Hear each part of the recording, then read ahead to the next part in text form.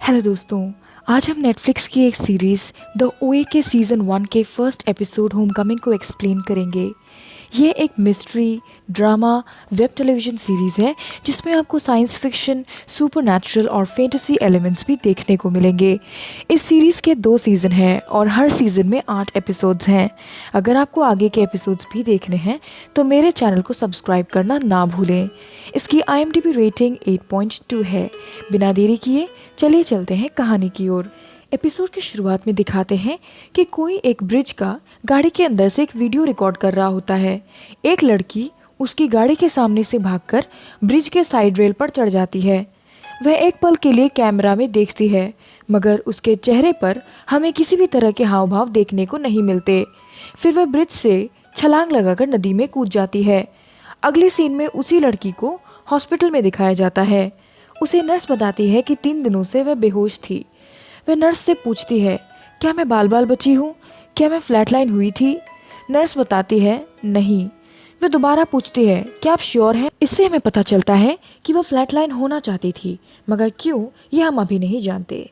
Nurse उसके पाँव को ब्लैंकेट से ढकने लगती है कि तभी वह उसे उसको छूने से मना करती है। नर्स उससे पूछती है कि तुम्हारे पीठ पर चोट के निशान कैसे आए? वह कोई जवाब नहीं देती। नर्स उससे उसका नाम पूछती है। वह कहती है, आई एम दी ओए, यानी मैं ओए हूँ। दूसरी तरफ दिखाते हैं कि एक औरत को कोई फ़ोन करके यूट्यूब पर एक वीडियो देखने को कहता है। जब वह औरत उस वीडियो को देखती है वह चौंक जाती है। वह अपने पति को बुलाकर उसे भी वही वीडियो दिखाती है। अगले सीन में वे दोनों एक हॉस्पिटल में जाते हैं और वहाँ हमें पता चलता है कि ओए दरअसल उनकी बेटी थी। डॉक्टर उन्हें बताती हैं कि ओए की पीठ पर अजीब किस्म के घाव थे। ओए हॉस्पिटल स्टाफ को कह रही थी कि उसे एक कंप्यूटर यूज़ करना था। वह आगे कहती है कि ओए किसी से भी बात नहीं करना चाहती थी। उसने पुलिस को भी कुछ भी कहने से मना कर दिया था। ओए के माँ बाप उनसे कहते हैं कि वह बस एक बार अपनी बेटी को देखना चाहते हैं। जब वह उससे मिलने जाते हैं, ओए उन्हें नहीं पहचानती। वह पूछती है कि ये लोग कौन हैं। ओए की माँ नैन्सी उसके हाथों को अपने चेहरे पर फेरती हैं और अब ओए उसे पहचान जाती है और माँ कहकर बुलाती है। नर्स ये सब देखकर दंग रह जाती है। वह सोचती है, एक पल पहले ओए इन लोगों को जानती भी नहीं थी और अब ये नैन्सी को माँ कह रही है। ओए के पिता एबल बताते हैं कि ओए दरअसल उनकी बेटी प्रायरी है, मगर उसने कभी भी उन्हें नहीं देखा था। जब 7 साल पहले वह गायब हुई उस समय वह अंधी थी। वे लोग प्रायरी को घर लेकर आते हैं। उनके घर के बाहर मीडिया वाले, प्रेस रिपोर्टर्स ने भीड़ जमा कर रखा था। वह जानना चाहते थे कि आखिर प्रायरी की आईसाइट, आंखों की नज़र वापस आई तो आई कैसे। प्रायरी उन लोगों को देखकर डर जाती है, मगर वह अपने घर आकर बहुत खुश थी। वह बड़बड़ा रही थी कि उसका नाम प्रायरी नहीं है। अगले सीन में पुलिस वाले उनके घर आते हैं और प्रायरी से सवाल जवाब करते हैं। वे पूछते हैं कि तुम कहाँ गायब हो गई थी। वह कहती है कि वह यहीं थी। ओए कहती है कि वह बहुत दिनों से चल रही थी और फिर वह रोड पर पहुंची। एक बूढ़ी औरत उसे अपने साथ ले गई। वहाँ उसी के जैसे कई और लोग भी थे। वे वापस लौटना चाहती थी, इसलिए उन्होंने उसे वापस आने दिया। ये सुनकर पुलिस ऑफिसर्स उससे पूछते हैं कि क्या वहाँ और भी लोग हैं जिन्हें बंदी बनाकर रखा गया है। ओए कहती है कि वह उन तक पहुँचना चाहती थी, मगर तब तक वे लोग जा चुके थे। पुलिस ऑफिसर आगे पूछता है, क्या वे लोग मर चुके हैं? ओए कहती है कि हम लोग इतनी बार मरे हैं कि शायद उसकी गिनती में आपको बता भी ना सकूं। वह कहती है कि उन लोगों तक पहुंचने के लिए उसने नदी में छलांग लगाई थी।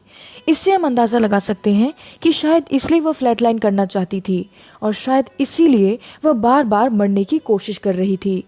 पुलिस वालों को उसकी बातों में कोई सच्चाई नहीं लगती। वह नैन्सी और एबल को कहते हैं कि शायद ओए को सदमा लगा है। वे कुछ दिन बाद आएंगे और आगे की इन्वेस्टिगेशन करेंगे। ओए रात को अपना कंप्यूटर यूज़ करने की कोशिश करती है, मगर उसे उनके घर के वाईफाई का पासवर्ड नहीं पता था। वह अपने पिता एबल के ऑफिस में जाकर पासवर्ड ढूंढने की कोशिश करती है। वहाँ उसे कुछ न्यूज़पेपर के आर्टिकल्स के कुछ कटिंग्स मिलते हैं जिनमें उसके गुमशुदा होने के किस्से लिखे थे। उसे वहाँ एक वीडियो कैमरा भी मिलता है।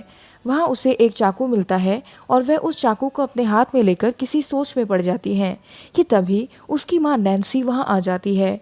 उसे लगता है कि ओए खुद को नुकसान पहुंचाना चाहती है और उसकी पीठ में जो घाव है वो शायद उसी ने किया है। नैन्सी ओए को बाहर वॉक के लिए लेकर चलती है। बाहर बहुत अंधेरा था मगर शांति थी। उनके आसपास के घर आधे अधूरे थे। नैन्सी कहती है कि बिल्डर के पास पैसे खत्म हो गए और तब से ही ये ऐसे पड़े हुए हैं। नैन्सी ओए से पूछती है कि तुम्हारी आंखों की नज़र कैसे वापस आई। जवाब में ओए कहती है कि वो उसे नहीं बता सकती। प्रायरी को कुछ बच्चे एक बिल्डिंग के छत से देखते हैं। अगले सीन में हम स्टीव को देखते हैं जो ओए का पड़ोसी था। उसके पिता उसे कहते हैं कि उसके टीचर बेटी ने उसकी कंप्लेंट की है। वह जल्दी ही उसे सुधरने को कहकर वहाँ से चले जाते हैं। अगले दिन प्रायरी को बिस्तर में एक वीडियो रिकॉर्ड करते हुए दिखाया जाता है। वह उस रिकॉर्डिंग में कह रही थी, होमेर, मैं तुम्हें छोड़कर नहीं गई थी। तभी वहाँ नैन्सी आ जाती है और ओए को कहती है कि उसे इंटरनेट यूज़ ना करने के लिए हॉस्पिटल से कहा गया है। ओए उसके पड़ोस के एक सुनसान घर पर जाती है जहाँ पड़ोस के कुछ बच्चे ड्रग्स खरीदने आए थे। स्टीव दरअसल एक ड्रग डीलर था। उस वक्त स्टीव के साथ उसका कुत्ता भी था। ओए स्टीव को कहती है कि उसे वाईफाई का पासवर्ड चाहिए। स्टीव उसे वहाँ से जाने को कह देता है और ओए के हाथ में वो एक वीडियो रिकॉर्डर देखकर बुरी तरह डर जाता है। वह ओए से उसका वीडियो कैमरा छीन लेता है और उसका कुत्ता ओए पर अटैक कर देता है। गुस्से में ओए उसके कुत्ते को काट लेती है और दोस्तों वह कुत्ता शांत हो जाता है। वहाँ रूम में खड़े सारे बच्चे ये देखकर शॉक हो जाते हैं और ओए स्टीव के हाथों से उसका वीडियो कैमरा लेकर चली जाती है। अगले सीन में ओए की माँ नैन्सी ओए को नहला रही थी। वह ओए से पूछती है कि क्या तुम्हें अभी भी आवाज़ें सुनाई देती है। वह कहती है कि उसने ओए की वीडियोस देख ली थी। ये सुनकर ओए नाराज़ हो जाती है। नैन्सी कहती है कि ओए उसकी गोद ली हुई बेटी थी मगर वह उससे बहुत प्यार करती थी। उसे चोट लगे तो उसे बहुत तकलीफ़ होती है। ओए कहती है कि वह उन्हें उसके साथ जो कुछ भी हुआ बताकर दुखी नहीं करना चाहती थी और अगर उसके माँ बाप को उसकी वजह से दुख पहुँचा तो वह खुद भी बहुत दुखी होगी। वह कहती है कि उसे थोड़ा समय चाहिए। स्कूल में स्टीव एक लड़के माइल्स को मारता है और उसे बुरी तरह घायल कर देता है। स्टीव ओए के पास उसकी खिड़की से चढ़कर आता है और कहता है कि उसने ओए के लिए इंटरनेट की सुविधा कर दी है मगर इसके बदले में उसे उसकी नकली माँ बनकर उसके टीचर बेटी से मिलना पड़ेगा, क्योंकि अगर उसके पिता को ये सब का पता चलता तो वो स्टीव को मिलिट्री स्कूल में भर्ती करा देता।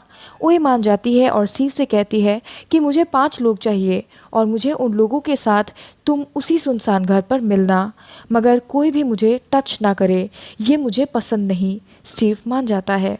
अगले सीन में स्टीव और ओए शॉपिंग करने जाते हैं क्योंकि ओए को स्टीव की टीचर से मिलने जाना था। वहाँ स्टीव ओए को बताता है कि उसने माइल्स को क्यों मारा। जब वह चेंजिंग रूम में कपड़े ट्राई कर रही थी हमें उसकी पीठ पर कुछ घाव दिखते हैं। वह कुछ सिंबल जैसा लग रहा था जो उसकी पीठ के किनारों पर था मगर पीठ के बीच में वह सिंबल्स नहीं थे। ऐसा लग रहा था जैसे उसने खुद ही यह किया था मगर अभी हम कुछ कह नहीं सकते कि यह उसने किया या फिर किसी और ने। ओए स्टीव की टीचर से मिलने जाती है। वह कहती है कि वह स्टीव की स्टेप मदर है।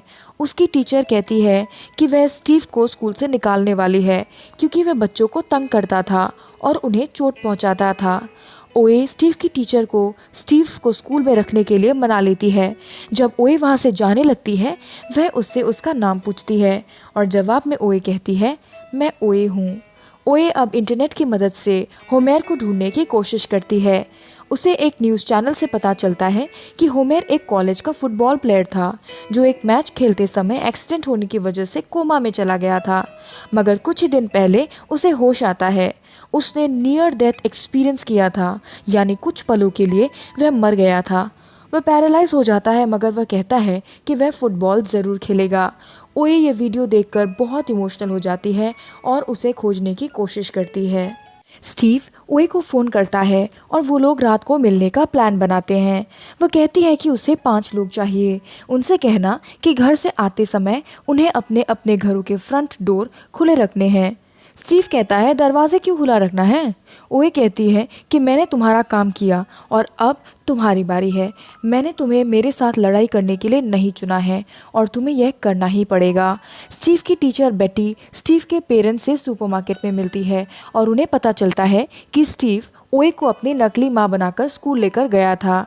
अगले सीन में स्टीव के माँ बाप ओए के पेरेंट्स से मिलने जाते हैं और उन्हें कहते हैं कि अपनी बेटी को स्टीव से दूर रखना, मगर इस सब के दौरान स्टीव ओए की ही साइड लेता है।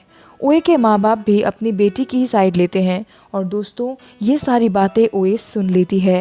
वह भागकर अपने कमरे में जाकर एक वीडियो यूट्यूब पर अपलोड कर देती है जिसमें वह कहती है कि उसे मदद चाहिए। तभी वहाँ नैन्सी और एबल आकर ओए को रूम में ही रहने को कहते हैं और नैन्सी ओए से उसका वीडियो कैमरा लेकर चली जाती है। हालांकि ओए उन्हें वीडियो कैमरा को ले जाने से रोकती है, मगर वह उसकी बात नहीं मानती। उसे अपने ही घर में कैदियों की तरह रहना पड़ता है। बहुत सारे लोग ओए का वीडियो देखते हैं। स्टीव की टीचर बेटी भी उस वीडियो को देखती है। स्टीव बाकी 3 लड़कों को लेकर उस सुनसान घर में आता है। ओए वहाँ पहले से ही उनका इंतज़ार कर रही थी। वह स्टीव से कहती है कि मैंने तुम्हें 5 लोगों को लाने के लिए कहा था। स्टीव कहता है हाँ, तो हम 5 ही हैं। ओए कहती है कि मेरे अलावा मुझे और 5 लोग चाहिए इस काम को करने के लिए जो मैं करने वाली हूँ। तभी वहाँ बेटी आ जाती है और दोस्तों बेटी भी उनके साथ थी।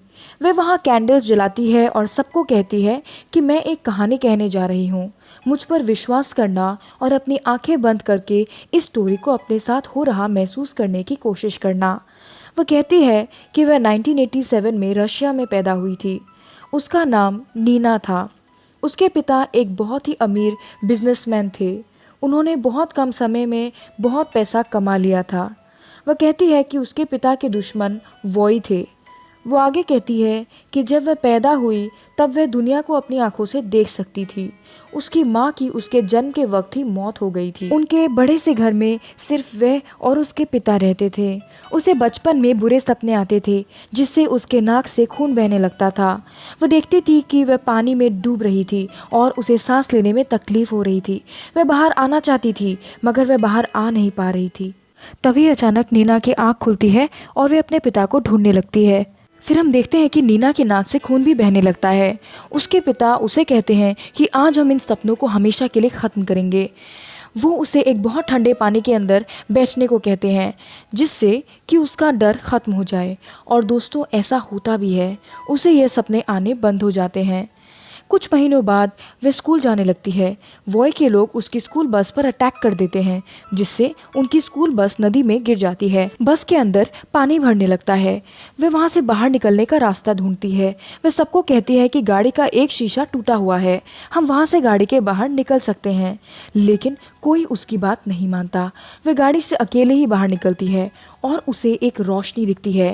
वह उस रोशनी की तरफ आगे बढ़ने लगती है। वह आगे कहती है कि उस दिन सारे बच्चे मारे गए और वो भी मारी गई। वह एक जगह पर थी जहाँ अंधेरा था मगर फिर भी रोशनी थी। वहाँ एक औरत आती है जिसका नाम खातून था। वह इंसान जैसी नहीं लग रही थी। वह नीना से पूछती है, क्या तुम वापस जाना चाहती हो? अगर वह वापस लौटी तो उसे बहुत प्यार मिलेगा मगर साथ ही उसे बहुत दुख भी झेलना पड़ेगा। लेकिन फिर भी नीना वापस आना चाहती थी। खातून ने नीना की आंखों की रोशनी छीन ली क्योंकि वह नहीं चाहती थी कि नीना के साथ आगे जो भी बुरा हो उसे वह सब अपनी आंखों से देखना पड़े। फिर दिखाते हैं कि नीना की आंख नदी के किनारे खुलती है जब उसके पिता उसे होश में लाते हैं। नीना को आंखें खुली होने के बावजूद सिर्फ अंधेरा ही दिख रहा था। वह कहती है कि मुझे मेरे पिता की आवाज़ सुनाई दे रही थी। मैं उन्हें अपने पास महसूस कर पा रही थी मगर मैं उन्हें देख नहीं पा रही थी। अब मैं जानती थी कि मैं अंधी हो चुकी थी। और इस सीन के बाद एपिसोड 1 यही खत्म हो जाता है। इस एपिसोड में हमें कई सवालों के जवाब नहीं मिल पाते, जैसे वह 7 सालों तक कहाँ थी, वह फ्लैटलाइन क्यों करना चाहती थी, होमेर कौन था, उसे स्टीव और उसके दोस्तों की ज़रूरत क्यों थी। आई एम श्योर कुछ सवालों के जवाब आपको नेक्स्ट एपिसोड में मिलेंगे। अगर आपको मेरा काम थोड़ा भी पसंद आता है तो प्लीज़ इस वीडियो को लाइक और चैनल को सब्सक्राइब करें। जल्द ही मिलेंगे अगले एपिसोड के एक्सप्लेनेशन में।